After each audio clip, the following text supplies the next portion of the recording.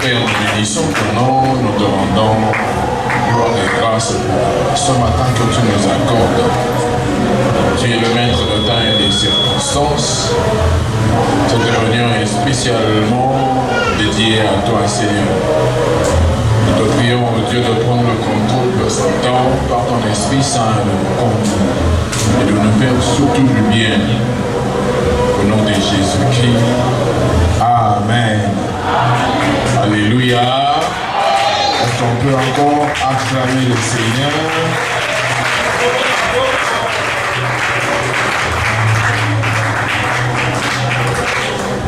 Alléluia. Je voudrais faire un petit rappel de ce que nous avons eu à voir pendant toute la semaine.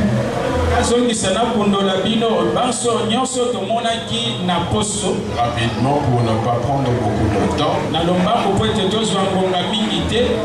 Nous avons vu l'origine de la foi, puisque nous parlons de la foi triomphante.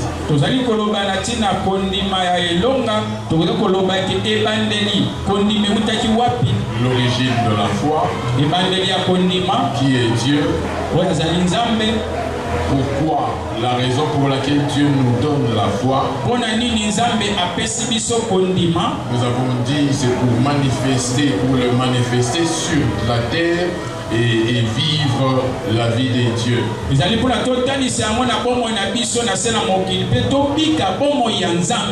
La foi nous est donnée pour manifester Dieu sur la terre et vivre la vie des dieux, vivre le royaume des cieux sur la terre. Nous avons aussi parlé de l'opposant ou l'opposante de la foi. Les réalités sont ou constituent une grande partie de l'opposition des choses qui s'opposent à la foi.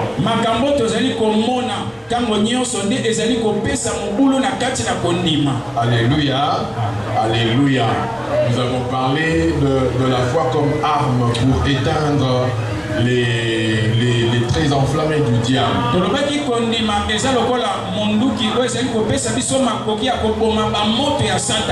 Nous avons parlé de la foi qui produit ou qui crée le miracle. Alléluia. Alléluia. Alléluia. Qui de toute la semaine n'est venu qu'aujourd'hui? Voilà, c'était important de faire un petit rappel. Juste de manière très brève pour nous permettre d'avancer. Alléluia. La foi triomphante. Je vais peut-être être calme pour mettre un saut et laisser permettre à tout le monde de comprendre comment travailler dans cette foi triomphante.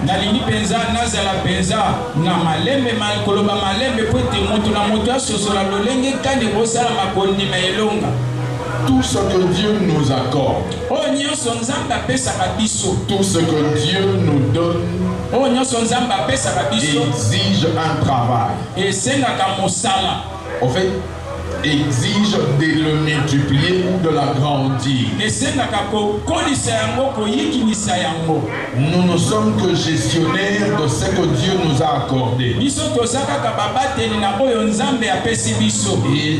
étant gestionnaire, Dieu attend de nous de garder et de multiplier ce qu'il nous a donné.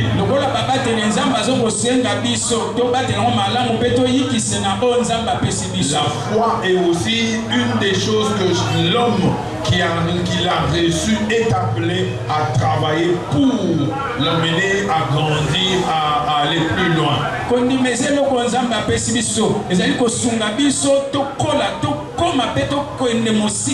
L'apôtre Paul parle de l'exercice. J'étais en train de dire, l'apôtre Paul parle de l'exercice. Il considère que l'exercice physique est moins utile ou moins important. Mais les spirituels, je dirais, est incontournable. Parce que c'est lui qui ne s'exerce pas ou qui ne travaille pas au côté spirituel. Et précisément la foi, il risque de saluer certaines promesses de loin. Alléluia. Nous sommes tous appelés à travailler notre foi. À l'emmener à grandir davantage. Aller encore plus loin. Parce que si nous ne faisons pas cela, il y a des choses que nous n'allons jamais obtenir ni le voir se réaliser. Il est très important que le chrétien sache que la foi du jour où il a reçu Jésus-Christ ne doit pas rester la même après des années. Cette foi est appelée à grandir. C'est pour ça que la Bible, Jésus-Christ lui-même dit, il parle de la foi comme un petit grain de sénévé. Mais cette foi qui est semblable ou qui est illustrée comme un grain de sénévé ne doit pas rester petit. Dans la parole de Dieu, il est écrit ce grain-là donne un arbre qui grandit encore et qui grandit, qui devient très grand et qui permet aux oiseaux et aux bêtes de s'abriter. Cela veut dire que la foi est appelée à aller de plus en plus grande. Bien-aimé dans les Seigneurs, vous savez, je me suis retrouvé une fois. Je me suis retrouvé une fois, on était en train de faire un service de délivrance. Une personne ou une sœur pratiquement folle. On était en train de prier pour des gens. Nous ne savions pas que dans la foule, la sœur était déjà là. Et puis elle vient juste devant moi. Elle s'est accrochée à mon pantalon. Heureusement pour moi que j'étais en jeans ce jour-là. Elle a commencé à tirer mon pantalon. Et le groupe des serviteurs avec qui on était nous ont entourés. On a plus on priait, plus il y avait des manifestations, plus on était en train de prier, plus en fait c'est comme si on était en train d'attiser le feu. Et la sœur avait des agitations terribles. Elle a même blessé certains hommes de Dieu. En fait, la personne n'avait même pas une masse capable de renverser un homme comme moi, par exemple. Une sœur qui était très mince et courte de taille. Mais elle arrivait à renverser des bancs qui pesaient très lourd. Plus le temps passait, plus les temps pendant la prière, je me suis retrouvé seul avec la sœur. En fait, chacun de nous se retirait petit à petit. Pour quelle raison, je ne savais pas. Je me suis retrouvé seul avec la sœur, accroché à mon pantalon. J'étais là et tout le monde me regardait. J'étais obligé de continuer la prière. Qu'est-ce que je voudrais dire? Ce n'est pas que ces gens-là étaient incrédules. Ce n'est pas que ces gens-là gens-là n'avaient pas la foi en Jésus-Christ. Mais une chose, ils ne s'étaient pas préparés, ou ils n'ont pas eu à travailler leur foi à ce niveau-là. Je voudrais dire à l'église, il y a de ces choses que vous n'aurez que lorsque vous monterez, vous verrez monter votre foi à un certain niveau. Je dirais encore en d'autres termes, il y a des choses qui n'attendent que vous montiez à son niveau pour l'obtenir et le posséder. Aussi longtemps que tu resteras tel que tu es, on ne parlera pas d'une foi triomphante. Certaines choses, vous ne le verrez jamais. Alléluia. Moi j'ai toujours dit, Jésus-Christ n'est pas, excusez-moi de le dire comme ça, n'est pas notre chef de l'État ou le régime actuel. Détrompez-vous, Jésus ne nous a pas emmenés non plus, ne nous a pas laissé ni la facilité ni la gratuité. Ceux qui pensent que dans le domaine de la foi, il y a une gratuité, où il y a une facilité, où il y a une facilité, enlevez, effacez cela de vos têtes. Parce que même dans les domaines de la foi, si tu ne travailles pas, si ta foi ne devient pas comme un arbre, il va abriter certaines choses, tu ne monteras pas et tu n'auras pas certaines bénédictions. Même pour renverser certains géants de ta famille, même pour renverser certaines forces spirituelles, il est important que la foi monte. Il est important que la foi grandisse. Sans cela, ça ne sera pas possible. Bien aimé dans les Seigneurs, je reprends la phrase que j'ai dit tout à l'heure. On ne peut pas avoir la même foi après 10 ans de vie chrétienne. Si ta foi est la même que 10 ans après, tu as encore un sérieux problème. Un très sérieux problème. Tu as un sérieux problème, j'insiste. Parce que pour prier et obtenir quelque chose, Jésus dit, si vous demandez quelque chose à mon Père, si vous croyez, ça veut dire qu'il faut ce que vous êtes en train de demander, que vous croyez au niveau de la chose que vous êtes en train de demander. Alléluia. Est-ce que je me fais comprendre? On ne peut pas désirer avoir 10 millions de dollars par exemple et ne pas croire que Dieu est capable de te donner 10 millions de dollars. Parce que même quand on peut prier pendant des heures et des heures, vous allez lire dans la Bible, dans ce même chapitre de Matthieu 17, Christ est en train de traiter ses disciples d'incrédules parce qu'ils n'ont pas pu chasser un démon. Il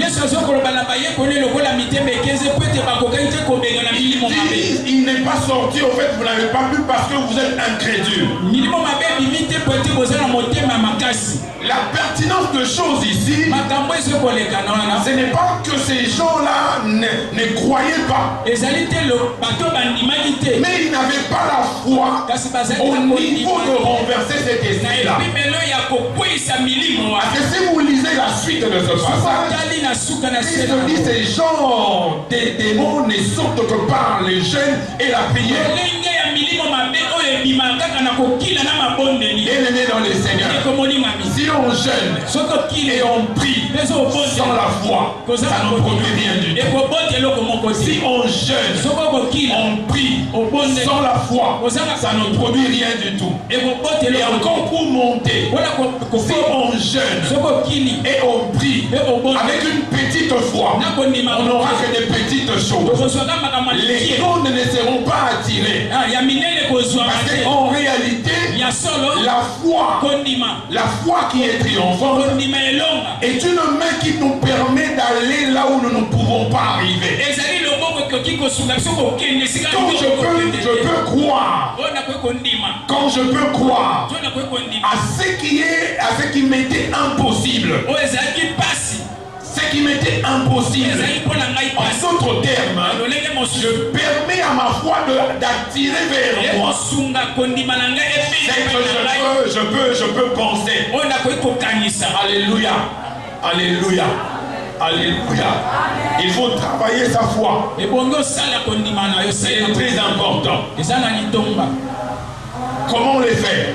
Comment les faire? Comment y arriver? La première des choses, la connaissance. Quand je parle de la connaissance, je ne parle pas seulement de la connaissance de la parole de Dieu. Je parle de la culture des choses de Dieu. Parce qu'on peut lire la Bible sans pour autant comprendre, sans savoir la culture des choses de Dieu. On peut lire la Bible du début jusqu'à la fin sans vivre cela. Ça veut dire, en fait, la connaissance nous permet de croire davantage. Vous savez, il y a de ces choses auxquelles on pouvait se battre dans le passé. Et il fournit beaucoup d'efforts, surtout dans des cas de délivrance.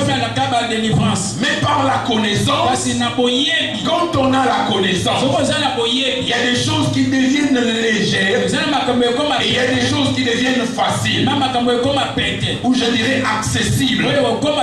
Si on n'a pas la connaissance, peut perdre beaucoup d'énergie, beaucoup de temps. Beaucoup d'énergie et beaucoup de temps. La connaissance te permet d'aller au niveau élevé, même de ta foi. Même de ta foi. Même quand tout le monde autour de toi peut être incrédule, mais puisque tu connais, tu resteras ferme. Alléluia. Alléluia. Donc, bien aimé dans les Seigneurs, cette année 2025, je te conseille de chercher la connaissance, d'avoir la culture des choses de Dieu. Il y a des choses qui ne te demanderont pas d'entrer en jeûne. Il y a des choses qui te demanderont seulement d'appliquer un principe biblique. Il y a des moments où tu n'auras pas besoin d'aller chez quelqu'un pour qu'on t'impose les mains. Il y a des moments par la connaissance, puisque tu as la connaissance qui nourrit ta foi, tu sais que je suis aussi en mesure de faire ceci. Je n'ai pas toujours besoin de recourir aux gens, aux serviteurs de Dieu. Je ne suis pas en train de te dire de ne pas aller voir les hommes de Dieu. Il y a des degrés et des degrés. Il y a des choses que tu peux régler toi-même par ta foi. Il y a des choses qui exigent que tu voies un homme de Dieu. Alléluia. Alléluia. Ne soyons pas de ces chrétiens qui manquent de connaissances, mais qui prient beaucoup. Alléluia. Ça, c'est ça qui se passe aujourd'hui. D'ailleurs, dans la plupart de nos églises à Kinshasa ou au Congo,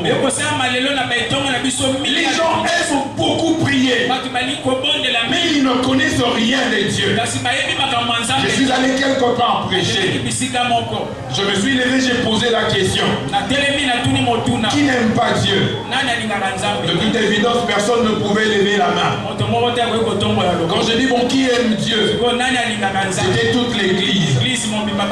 Je pose une autre question. Je dis, si une fille rencontrait un homme le même jour et que cet homme lui disait que je suis fou amoureux de toi, comment va-t-elle traiter cet homme? Toute l'église a répondu, c'est un escroc. Alléluia. Alléluia. Parce que c'est impossible d'aimer une personne d'un coup comme ça. Il faut prendre du temps et ça vient avec l'habitude. Mais quand j'ai posé la question, qui a lu sa Bible ce matin? Les têtes se sont courbées. Qui a lu sa Bible la semaine? Les têtes se sont courbées. J'ai dit voilà, vous êtes des escrocs. Vous voulez escroquer Dieu. Vous voulez dire à Dieu que vous l'aimez pendant que vous ne le connaissez pas. Il y en a beaucoup ici. Nous disons à Dieu, je t'aime Seigneur. Mais il ne connaît rien de Dieu. Il ne sait rien de Dieu. Alléluia. Tout ce qu'il sait, même quand il répète des paroles dans ses prières. Seigneur, donne-moi. Seigneur, fais ceci. Seigneur, fais ceci. En fait, nous ne savons pas qu'il faut écouter aussi Dieu pour venir parler avec lui. Alléluia. La deuxième de choses, on ne va pas prendre beaucoup de temps. Alléluia. Alléluia. Donne-moi un amen bien. La deuxième de choses, la prière.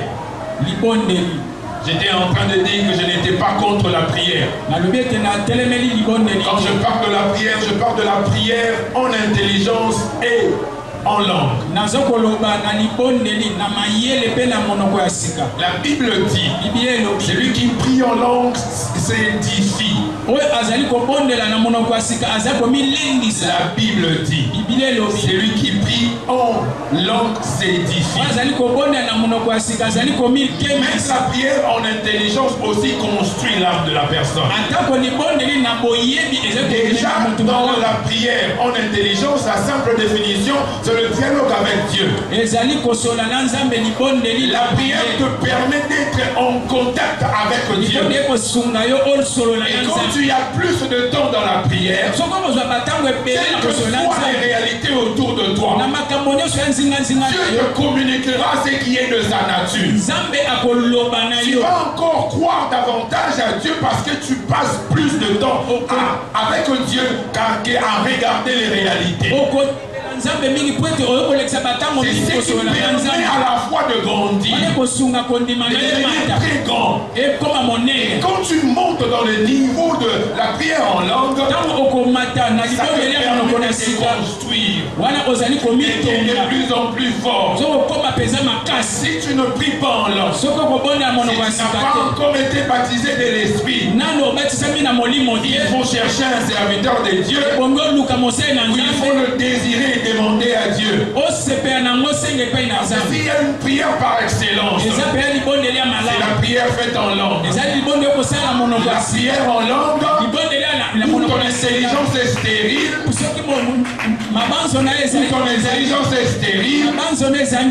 le monde autour de toi ne comprend pas, mais le ciel reçoit 100% de ce que tu as. Même le diable est troublé de ce que tu es en train de dire. Il devient de plus en plus fort. Et le diable s'étonne en fait qu'est-ce qu'il est en train de dire. Parce que la prière en langue te construit davantage. Un homme et une femme forte. Et tu ne seras pas renversé facilement par les réalités. Parce que tu apprends à prier en langue. Si tu ne sais pas encore prier en langue pendant 30 minutes, fais un effort. Prier en langue même pendant 1 heure. Prends l'habitude de prier pendant des heures en langue. Je te rassure. Même quand tu peux te perdre, même quand une situation peut être troublante devant toi, plus tu prieras en langue, tu vas te sentir de plus en plus fort dans ton intérieur. Parce que c'est ça le travail de la prière en langue. Construire ton intérieur. L'extérieur ne pourra peut-être pas changer dans l'instant. Mais quand tu auras prié en langue, tu te sentiras de plus en plus fort. Parce que ce que tu as fait est un mystère. La Bible dit celui qui prie en langue dit des mystères. Les démons ne comprennent pas. Tu échappes au contrôle des sorciers. Tu échappes au contrôle des esprits qui vont partout. Et ceux qui sont en train de veiller ou de contrôler autour de toi. Même le diable qui rôde tout autour de toi est embrouillé parce que ce que tu es en train de faire C'est un mystère. Alléluia. Alléluia. La troisième des choses, la déclaration de la parole de Dieu et les actes de foi. La déclaration de la parole de Dieu. Je dirais, pour parler de la déclaration de la parole de Dieu, sur ce que j'avais dit la semaine, la déclaration, quand nous déclarons la parole de Dieu sur sa vie, sur ce qu'on a comme réalité, sur les situations de la vie, nous sommes en train de prendre la parole de Dieu et d'imprimer sur nous-mêmes et de donner à nos vies et à nos réalités la forme de la parole de Dieu.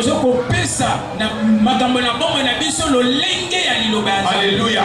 Quand David est en train de dire l'Éternel est mon berger, il est dans une situation qui fait peur. Il est dans une situation, en fait, il s'échappe parce qu'on cherche à le tuer. Le type dit l'Éternel est mon berger, je ne manquerai de rien. Pendant que dans le physique, il est en manque. Et il déclare la parole de Dieu. Il donne à sa situation la forme de la parole de Dieu. Il dit à la réalité, je n'ai rien à voir avec toi. Ce que je veux vivre, c'est ce qui est écrit dans la parole. Je sais à quoi je crois. Plus nous déclarons la parole, nos situations, nos réalités prennent la forme de la parole de Dieu. Les actes de foi, il y a des actes de foi, comme je l'ai dit la semaine aussi, devant Dieu et face au diable. Nous sommes en train de faire des actes de foi, de poser des actes de foi devant Dieu. C'est comme la Bible, c'est pareil à ce qui est écrit dans la Bible, dans Malachie chapitre 3. Dieu dit, mettez-moi de la sorte en épreuve. Chaque fois que nous posons des actes de foi, nous sommes en train de dire à Dieu, nous croyons, quel que soit ce qui se passe, quel que soit ce que nous voyons, nous croyons. Voilà pourquoi nous avons posé ceci. Et à toi maintenant de réagir. Alléluia. Alléluia. Un acte de foi devant le diable est une manière de repousser le diable. C'est une manière de rejeter ce que le diable veut. C'est une manière de résister à l'ennemi par un acte de foi. Alléluia. Alléluia. C'est pour ça qu'une femme comme la femme de Moïse, la femme de Moïse. D'ailleurs, dans ce cas ici, il s'agit même de Dieu qui voulait tuer Moïse. J'aime la sensibilité et la manière d'agir de cette femme. La Bible dit pendant que Moïse était en train d'agoniser, cette femme prend un de ses enfants, Gershom. Elle prend son enfant, elle ramasse une pierre de nulle part, elle coupe les prépuces de son enfant et jette sur Moïse. Elle dit, tu es le mari de mon enfance, de ma jeunesse. En fait, elle a arraché Moïse d'entre les mains de Dieu par un acte de foi. Même Dieu le souverain ne pouvait pas tuer Moïse à cause de cet acte que la femme a posé. Alléluia. Alléluia. C'est pour ça que j'ai dit avant, pendant que j'introduisais, il n'est pas tout le temps question de prière. Mais il y a des fois où nous pouvons aussi poser certains actes qui nous emmènent à vivre ou à expérimenter la puissance de Dieu. Alléluia.